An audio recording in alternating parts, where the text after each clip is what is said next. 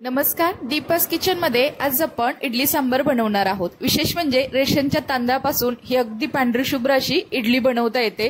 त्यासाठी इडलीचं बॅटर कसं असावं, तसेच इडली तुम्ही किती वेळ स्टीम करायची या भरपूर साऱ्या टिप्स मी आज तुम्हाला सांगणार आहे। त्यामुळे तुमची इडली अगदी मऊ, जाळीदार, तितकीच लुसलुशीत बनली जाते, अजिबात घशामध्ये दाटल्यासारखी होत नाही। त्यासाठी काही खास टिप्स सुद्धा मी आज तुम्हाला देणार आहे। तसेच या इडली सोबत खाण्यासाठी भाज्यांचा अजिबात वापर न करता अगदी टेस्टी असं आणि एकदम झटपट होणारं सांबार सुद्धा आज आपण बनवणार आहोत। विशेष म्हणजे हे सांबार तुम्ही अगदी 15 मिनिटांमध्ये बनवू शकता। चला तर मग बनवूयात आपण मस्त असं इडली सांबार। इथे मी 1 वाटी तूर डाळ घेतलेली आहे। तसेच यामध्ये आपण 2 ते 3 चमचे इतकी मूग डाळ सुद्धा घालायची आहे। तसेच यामध्ये आपण 2 ते 3 चमचे इतकी मसूर डाळ सुद्धा घालायची आहे। आज आपण मिक्स डाळीचं सांबार बनवणार आहोत। आता या डाळी हाताने अगदी व्यवस्थित अशा एकत्रितपणे मिक्स करून घेऊयात। त्यानंतर यामध्ये आपण पाणी घालायचं आहे आणि हाताने अगदी चोळून 2 ते 3 वेळा पाण्याने स्वच्छ अशा सर्व डाळी धुवून घ्यायच्या आहेत। तर तुम्ही ते बघू शकता, मी त्याला असं स्वच्छ धुवून घेतलेलं आहे। आता हे पाणी मी काढून टाकणार आहे आणि परत अजून मी त्याला 2 पाण्याने स्वच्छ असं धुवून घेतलेलं आहे। आता या सर्व डाळी आपण कुकरमध्ये घेऊयात। त्यानंतर यामध्ये 2 ग्लास इतकं आपण पाणी घालायचं आहे। तर आज आपण मिक्स डाळीचं सांबार बनवणार आहोत। यामध्ये जास्त भाज्यांचा वापर करणार नाही किंवा जास्त पसारा न मांडता अगदी सहजपणे हे सांबार बनवता येतं। त्यानंतर इथे 1 चमचा तेल घातलेला आहे, तसेच पाव चमचा हळद घालायची आहे आणि पाव चमचा इथे आपण धणे पावडर घालायची आहे। तसेच इथे मी पाव चमचा लाल तिखट सुद्धा घातलेला आहे आणि इथे मी 2 हिरव्या मिरच्या त्याचे असे मोठे मोठे तुकडे करून घातलेले आहेत।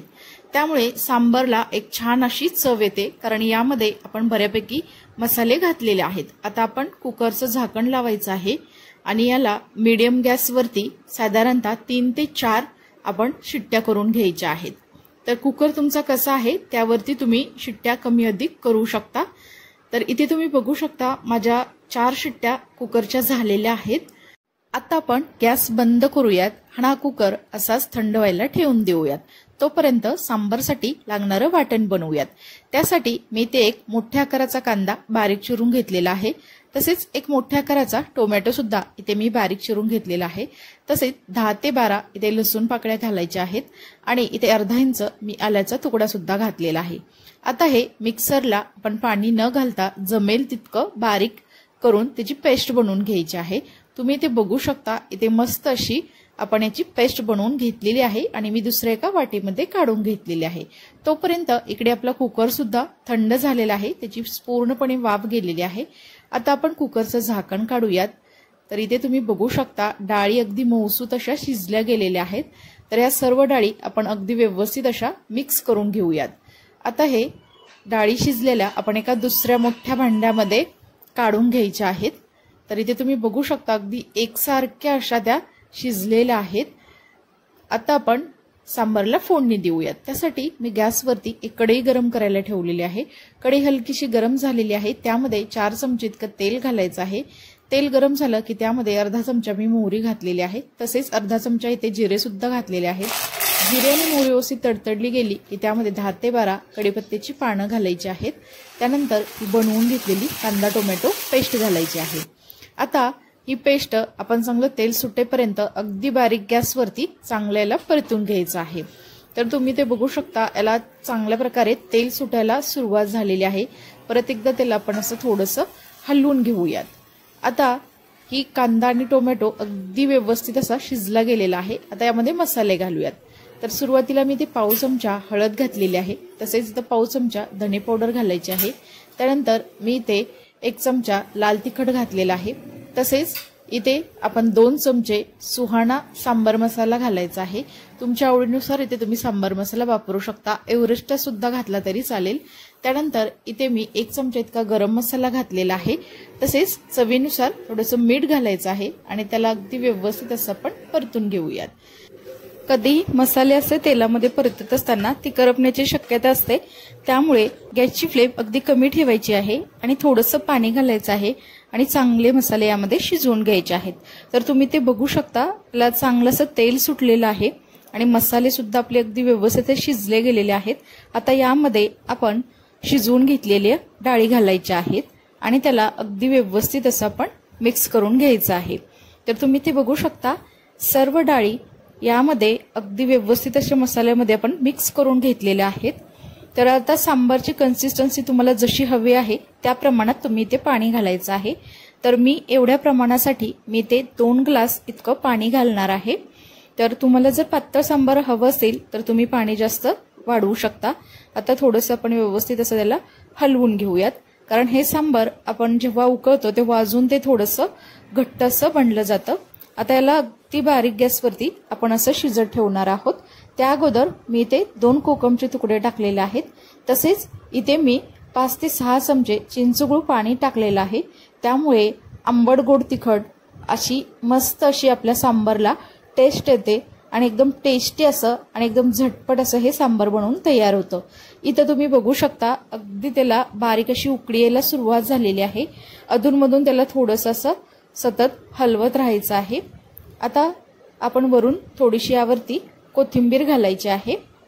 त्यानंतर आता थोडंसं आपण याला हलवून घेऊयात आणि झाकून एक चांगली दणकून याला उकळी मारून घेऊयात।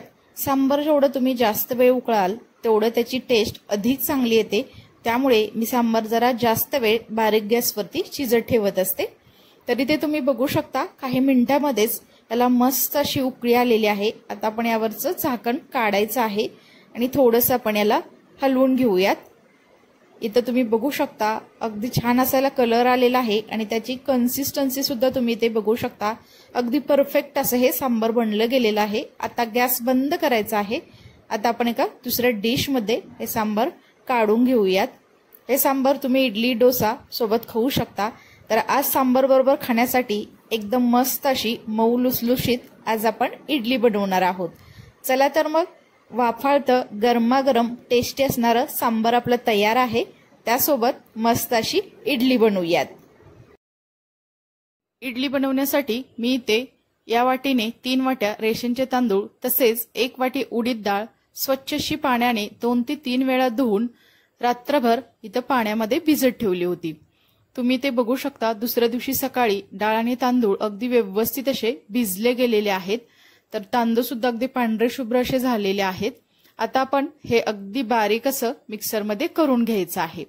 तर इथे मी हे पाणी टाकून देणार नाही, हेच पाणी यामध्ये हे बारीक करत असताना वापरायचं आहे। त्यामुळे पीठ अगदी व्यवस्थित असं फर्मंट होतं। तर यातील आपण काही डाळ तांदूळ घेतलेले आहेत आणि त्यातीलच मी थोडंसं पाणी घेतलेलं आहे आणि जमेल तितकं याला आपण अगदी बारीक असं मिक्सरला करून घेतलेलं आहे। तुम्ही इथे बघू शकता। आता आपण एका दुसऱ्या पातेल्यामध्ये हे मिश्रण काढून घेऊयात। अगदी याच पद्धतीने आपण बाकीचे सुद्धा डाळ आणि तांदूळ मिक्सरमध्ये बारीक करून घ्यायचे आहेत।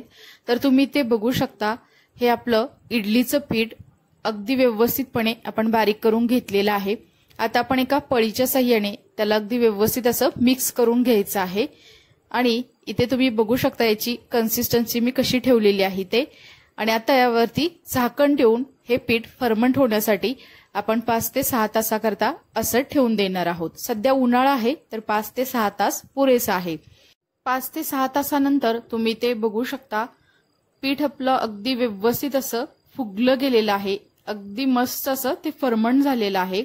तर इथे तुम्हाला मी दाखवते, अगदी हलकं फुलकं असं झालेलं आहे आणि तितकंच हे पांढरं शुभ्र सुद्धा झालेलं आहे। तर आता आपण यातील काही थोडंसं पीठ एका दुसऱ्या पातेल्यामध्ये काढून घेऊयात आणि त्यामध्ये थोडंसं चवीनुसार आपण मीठ घालायचं आहे। तसेच इथे मी अगदी पाव चमचा इतका बेकिंग सोडा घातलेला आहे। परत एकदा त्याला थोडंसं मिक्स करून घेऊयात।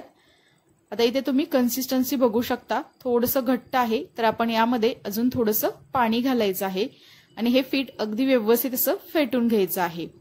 तर इथे मी त्याला पळीच्या साहाय्याने चांगलं फेटून घेतलेलं आहे आणि हे अगदी हलकंसं बनलं गेलेलं आहे। त्यामुळे आपली इडली अगदी सॉफ्ट अशी बनली जाते आणि याची कन्सिस्टन्सी सुद्धा तुम्ही बघू शकता, मी इतपत ठेवलेली आहे। इथे आपलं इडली करण्यासाठीचं पीठ तयार आहे। त्यानंतर इथे इडली पात्रामध्ये इडली स्टीम करण्यासाठी आपण पाणी घालायचं आहे आणि त्यामध्ये अर्ध लिंबू सुद्धा ठेवलं आहे। त्यामुळे हे भांडं काळं पडत नाही। त्यानंतर इडलीचं एक मी भांडं घेतलेलं आहे आणि त्यातील जे खड आहेत त्याला आपण हे असं तेल लावून घ्यायचं आहे। त्यानंतर आपण इडलीचं बनवून घेतलेलं पीठ आहे ते या खणामध्ये आपण घालायचं आहे। तर इथे महत्त्वाची टीप म्हणजे सुरुवातीला जे तुम्ही इडलीचं भांडं खाली ठेवणार आहात त्यामध्ये थोडंसं कमी पीठ घालायचं आहे, कारण ही इडली फुगते तेव्हा ती वरच्या भांड्याला चिकटते, त्यामुळे त्याचा आकार जो आहे तो व्यवस्थित होत नाही किंवा इडली अशी थोडीशी दबली जाते। त्यामुळे खालच्या भांड्यामध्ये थोडं कमी पीठ आणि जे वरचं भांडं आहे किंवा मधलं भांडं आहे त्यामध्ये तुम्ही जरा व्यवस्थित जास्तीचं पीठ घातलं तरी सुद्धा चालू शकतं। अगदी याच पद्धतीने मी तिन्ही भांड्यामध्ये पीठ घातलेलं आहे। माझं हे 15 इडल्याचं भांडं आहे। तर आता आपण सर्व इडलीची जी भांडी आहेत ती इडली पात्रामध्ये ठेवलेली आहेत आणि वरून आपण असं झाकून ठेवायचं आहे आणि अगदी मीडियम गॅसवरती 15 मिनिटे त्याला स्टीम करून घ्यायचं आहे। तर 15 मिनिटांनंतर तुम्ही ते बघू शकता आपली इडली अगदी व्यवस्थित अशी फुगली गेलेली आहे। त्यातील आपण ही सर्व भांडी काढून थंड होण्यासाठी ठेवून द्यायची आहेत। तुम्ही ते बघू शकता काही मिनिटांमध्येच आपली ही इडलीची भांडी थंड झालेली आहेत आणि इडली सुद्धा बऱ्यापैकी थंड झालेली आहे। आता आपण याला काढून घेऊयात। तर इथे मी तुम्हाला दाखवते अगदी सॉफ्ट आणि एकदम गुबगुबीत अशी ही आपली इडली बनली गेलेली आहे। आता आपण अगदी याच पद्धतीने बाकीच्या सुद्धा सर्व इडल्या काढून घ्यायच्या आहेत। तर इडली आपली अगदी सॉफ्ट आणि गुबगुबीत बनली गेली आहे, कारण आपण याचं पीठ जे आहे त्याची कन्सिस्टन्सी जशी ठेवली आहे इतपत तुम्ही जर त्याची कन्सिस्टन्सी ठेवली तर इडली अगदी व्यवस्थित मऊ आणि सॉफ्ट होते आणि तितकीच फुगते सुद्धा। जर तुम्ही इडलीचं बॅटर जास्त घट्ट ठेवलं तर ती इडली अशी थोडीशी दाटसर होते किंवा खाताना जरा घशामध्ये दाटल्यासारखी होते। तर इथे तुम्ही बघू शकता अगदी स्पॉन्जी आणि एकदम लुसलुशीत अशी इडली ही बनली गेलेली आहे। आता आपण एक इडली यातील फोडून बघूयात। आतून सुद्धा अगदी जाळीदार आणि तितकीच सॉफ्ट आणि एकदम लुसलुशीत अशी झालेली आहे। तुम्ही सुद्धा मी सांगितलेल्या टिप्स वापरून अशी इडली नक्की बनवून बघा। आज आपण अगदी रेशनच्या तांदळापासून एकदम मऊ एकदम सॉफ्ट आणि तितकीच स्पॉन्जी ही इडली बनवलेली आहे। चला तर मग सांबर आणि इडली आपण सर्व करूयात। तुम्ही सुद्धा मी सांगितलेल्या पद्धतीने ही इडली बनवून बघा। अगदी 100% एकदम गुबगुबीत सॉफ्ट आणि मऊ आणि लुसलुशीत अशी बनली जाईल। या प्रमाणामध्ये साधारणतः 50 ते 55 इडल्या बनवून तयार होतात। तुम्हाला ही माझी झटपट होणारं सांबर आणि अगदी मऊ लुसलुशीत इडली याची रेसिपी कशी वाटली हे नक्की कमेंट्सद्वारे कळवा। रेसिपी आवडली असेल तर दीपाज किचन या युट्यूब चॅनेलला लाईक शेअर आणि सबस्क्राईब करा आणि शेजारील बेल आयकॉनवरती क्लिक सुद्धा करा, कारण तुम्हाला अशा छान छान साध्या सोप्या झटपट होणाऱ्या रेसिपी पाहायला मिळतील। चला तर मग नंतर भेटूया अशाच एका छान अशा रेसिपी सोबत। तोपर्यंत सर्वांना धन्यवाद।